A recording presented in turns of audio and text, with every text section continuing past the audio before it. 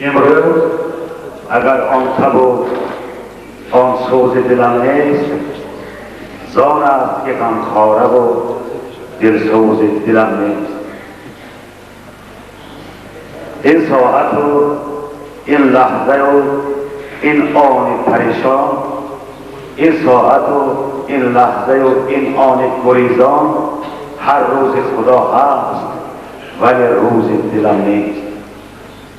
با هر ضربان می رودم نقد دل از دست، کس واقف انگاره مرموز دلم نیست. من ماندم و دل مانده و ویرانه سینه، من ماندم و دل مانده و ویرانه سینه. در کدام کمچه دل مصلحت آموزی دلم نیست. گم کردم آن پیدا کنم در آخرین در مشکل دل مصلحت آموزی دلم نیست.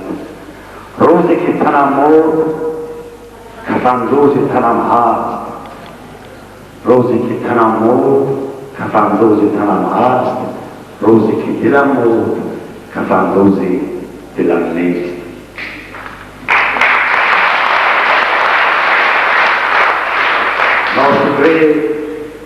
ناشکری عشق است همین پیر شدن ها، ناشکری عشق است همین پیر شدن ها، دل داده و دل برده و دلگیر شدن ها.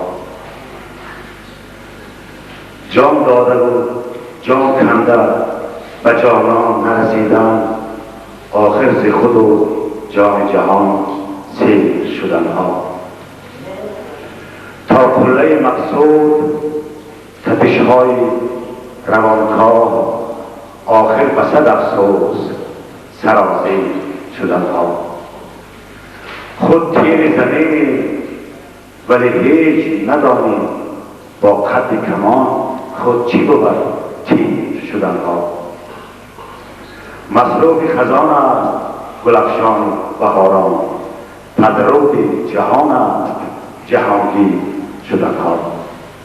از میری ما مردم اگر گشنده میرند، از میری ما مردم اگر گشنده میرند، آن به که بمیریم از این میر شدن ها.